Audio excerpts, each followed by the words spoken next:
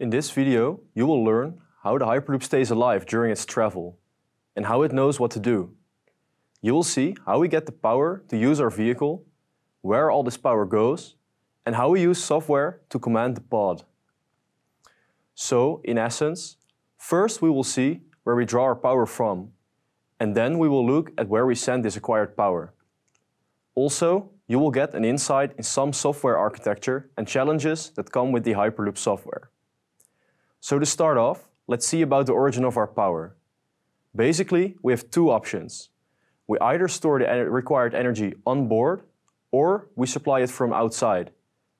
As you can imagine, both have their own pros and cons. When we store the power on board, this means we would require batteries to store this energy. And since we are traveling over long distances, this means that we need to find very big and expensive batteries, also leading to a higher weight and thus higher required power. Thus, we would end up with a snowball effect. Another option is providing our power from an external source, especially when we propel ourselves through coils that generate a magnetic field and are integrated in the tube. We open up this possibility. We can provide them with power through many external energy sources, such as, for example, solar panels on top of the infrastructure, or just connecting directly to the grid.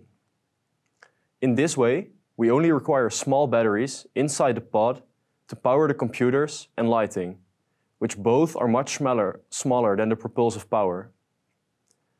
Now we know where to get our power, we need to see where to send it. Normally, for a system, you would create a block diagram showing all the energy flows throughout the system. We will not look at one in detail here, but rather describe it more generally.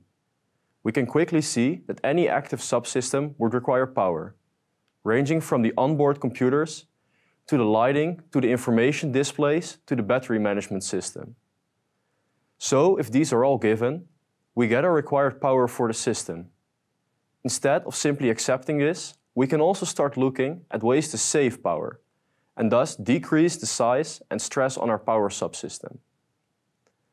The easiest way to do this is to try to replace all active systems with passive ones. Here you can think of passive magnets instead of active, since the latter require a lot of power. But on the other way is to use mechanical actuators, similar to how aircraft rudders used to move by ropes or cables going through the fuselage, instead of electronically. Of course, using ropes is not the option we look for in modern applications, but smart use of levers and cogs might already offer us interesting solutions. Finally, let's have a look at the software behind the Hyperloop. The main part of this software just takes some development time, as we are also able to fly airplanes and even spacecraft autonomously.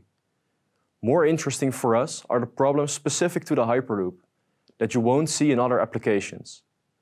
The main issue for us lies in the navigation, which is the part of our system that tells us where we are exactly. Since we are in a closed environment and traveling at very high speeds, we need to find a way to accurately determine where we are. If we don't and have an error of a few meters, this means that we might just stand still only after we reach the station, and passengers can't get out. One way of increasing our accuracy is by placing waypoints in our tubes. This could simply be a light that a sensor can spot when traveling at high speeds.